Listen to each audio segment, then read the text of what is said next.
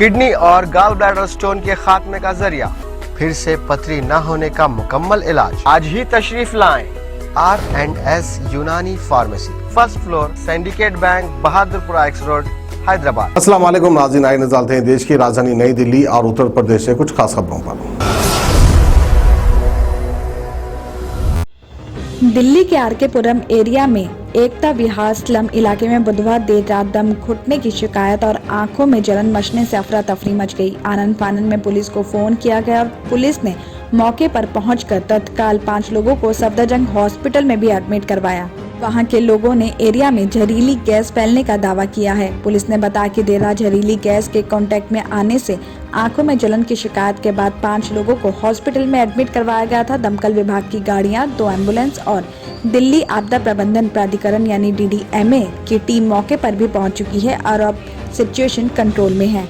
इस मामले में पुलिस ने बताया कि एकता विहार क्षेत्र में कहीं भी गैस सिलेंडर से आग लगने या कहीं से भी धुआं उठने की शिकायत नहीं आई है, फिर भी जरूरी कार्रवाई की जा रही है। देर रात तक एकता विहार में हड़कंप मचा हुआ था और लोग अपने घरों से बाहर निकले हुए थे।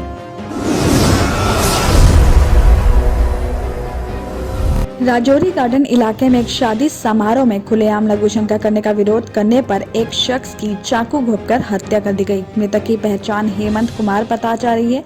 दरअसल 17 नवंबर को एक शादी समारोह में आरोपी खुलेआम भीड़ में लघुशंका कर रहा था। हेमंत और उसके दोस्त निखिल ने इसका विरोध किया था और इसी बात पर आरोपी ध्रुव और उसके साथियों से इनका झगड़ा हो गया था। बुधवार सुबह जब उसका बदला लेने की नियत से आरोपी ने हेमंत पर चाकू से कई वार करके उसकी हत्या कर दी। बताया जा रहा है कि झगड़े के बाद बुधवार सुबह करीब 4:30 बजे वो घर पहुंचा। हेमंत कुछ ही देर बाद उसके दोस्त निखिल ने कॉल कर उसे चाय पीने के लिए बाहर बुला लिया।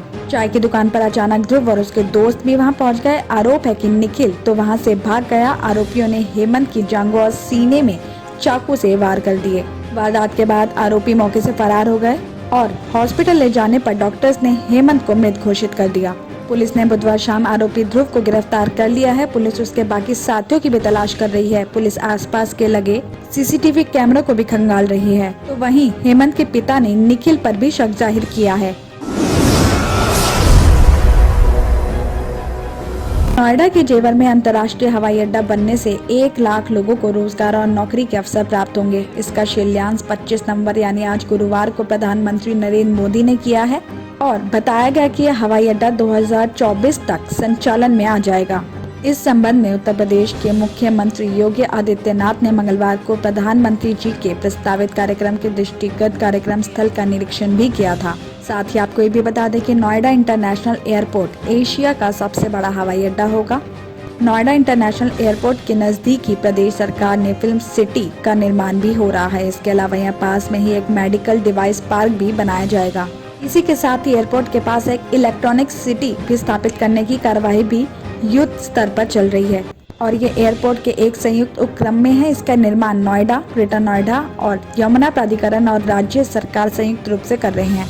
बताया जा रहा है कि एयरपोर्ट के पहले चरण में 10,000 करोड़ रुपए के निवेश की संभावना है। एयरपोर्ट के निर्माण में लगभग 34 से 35,000 करोड़ रुपए का निवेश होगा और इससे लगभग 1 लाख लोगों को नौकरी या रोजगार भी मिलेगा। Noida international greenfield airport Bharat का पहला प्रदूषण मुक्त एयरपोर्ट होगा। तो वहीं अयोध्या में भी इंटरनेशनल एयरपोर्ट का निर्माण हो रहा है।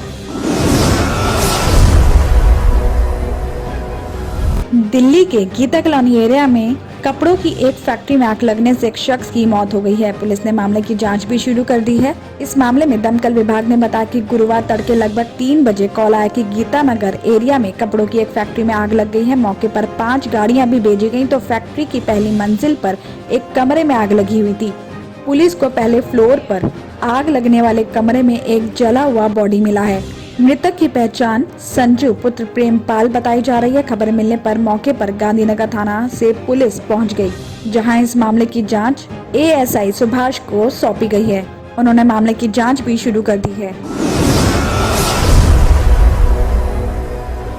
दिल्ली सरकार ने उन मजदूरों के बैंक अकाउंट में 5,000 रुपए डालने के निर्देश दिए हैं जिनका काम निर्माण और विध्वंस कार्य पर प्रतिबंध लगाए जाने की वजह से प्रभावित हुआ है। मुख्यमंत्री अरविंद केजरीवाल ने गुरुवार यानी आज इस बात की खबर दी है। आपको बता दें कि दिल्ली सरकार ने प्रदेश में वायु प्रदूषण को देखते हुए हाल ही में निर्माण और विध्वंस कार्य पर प्रतिबंध लगा दिया था। इसके बाद प्रदूषण में सुधार आने के बाद सरकार ने 22 नवंबर को यह प्रतिबंध हटा भी दिया था और इस बीच कई मजदूरों को बिना काम के रहना पड़ा था। सीएम केजरीवाल ने बताया कि वायु प्रदूषण के वजह से निर्माण कार्यों पर प्रतिबंध लगाए जाने से जिन मजदूरों का काम प्रभावित हुआ था, उनके बैंक अकाउंट में 5,000 रुपए डालने का निर्देश उन्होंने दे दिया है।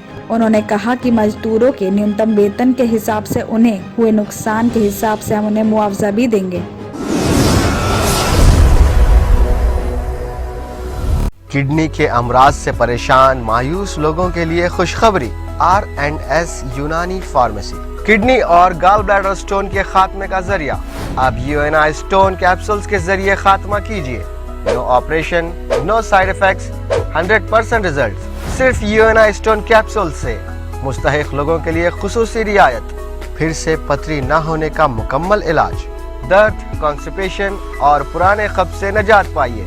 आज ही तशरीफ लाएं।